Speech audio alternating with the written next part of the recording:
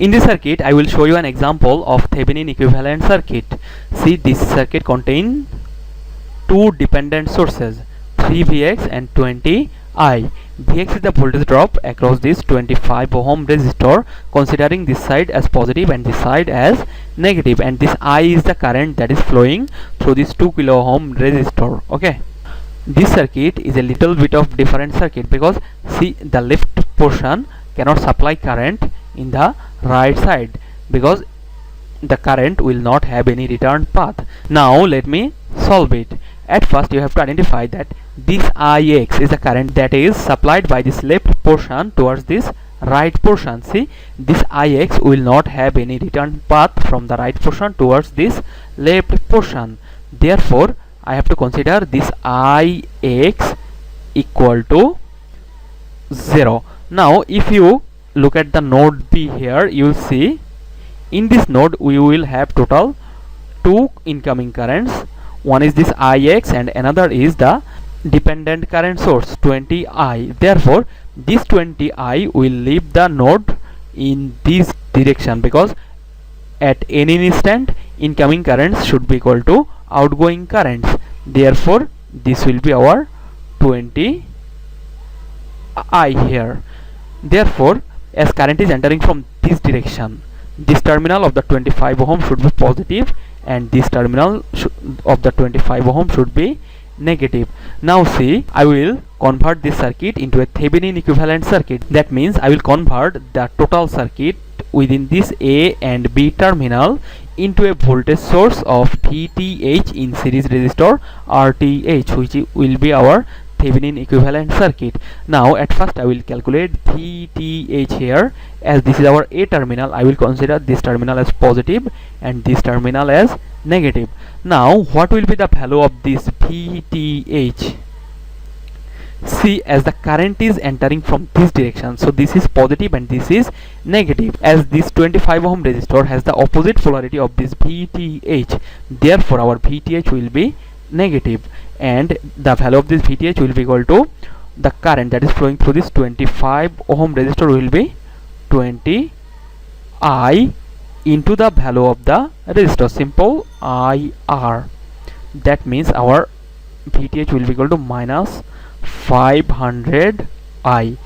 See, this Vx is the voltage drop across this terminal and this terminal, which is equal to VTh. So I can write Vx equal to our VTh. So from here I can write our current I will be equal to minus VTh divided by 500. Let's say this is our equation number 1. Now see, this I is the current that is flowing through this 2 kilo ohm resistor. As current is flowing from left towards right, this terminal will stay at higher potential and this terminal will stay at lower potential. See, this lower potential will be equal to 3Vx with respect to this terminal, and this higher potential will have a value of 5 volt with respect to this terminal. Now how do we calculate the current I? I will be equal to simple application of Ohm's law, higher voltage minus lower voltage divided by the value of resistor. Here our higher voltage is 5 and lower voltage is minus 3x and R is 2000, so I can write 5 minus 3. See here, Vx equal to Vth, so I will write 3 minus Vth divided by 2000. Now from equation number 1 I can write I equal to minus Vth divided by 500 minus Vth divided by 500, and that will be equal to 5 minus 3 Vth divided by 2000, from which I can write minus 4 Vth equal to 5 minus 3 Vth, from which I will get Vth will be equal to minus 5 volt. So here our Vth will be equal to minus 5 volt. That means this negative terminal will be in upward direction and this positive terminal will be in downward direction. After calculating Vth, I have to calculate Thevenin resistance RTh. You may know that the Thevenin and Norton theorem are dual of each other. Therefore we can relate the Thevenin voltage Vth with Norton current like this. Vth will be equal to IN RTH, or in a circuit Norton and Thevenin resistances are equal, so I can write IN RN, from which I can write our RTH will be equal to VTH divided by Norton current.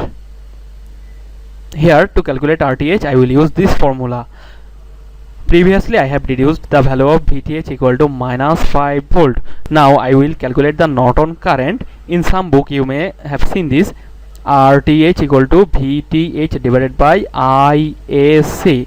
We find the Norton current of any circuit by replacing this open circuit with a short circuit. Now let me short this A and B terminal. After shorting the AB path, the current that will be flowing through this AB path will be our Norton current IN. Now look at the node B. Here you will see this Ix will be equal to 0 because it will not have any return path from the right portion towards this left portion. Therefore the only incoming current will be this 20I. Here in the right portion you will see we have a total short circuit across this 25 ohm resistor. So when a total short circuit exists across a resistor, there will be no current flow through that resistor.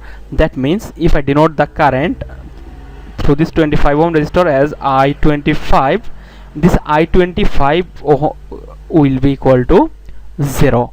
That means the voltage drop Vx will be equal to 0.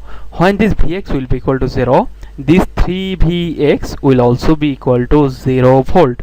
That means there will be no voltage drop from this terminal to this terminal. That means this voltage source will act like a short circuit. In my next step I will replace this 3Vx with a short circuit. Now you will see this 20I will return to this current source from this direction, 20I. Therefore our Norton current IN should be equal to minus 20I as they are flowing in opposite direction. Let's say this is our equation number 2. If I replace the voltage source with a short circuit, our circuit will look like this. Here you will see this terminal will have a voltage of 0 volt because this Vx equal to 0.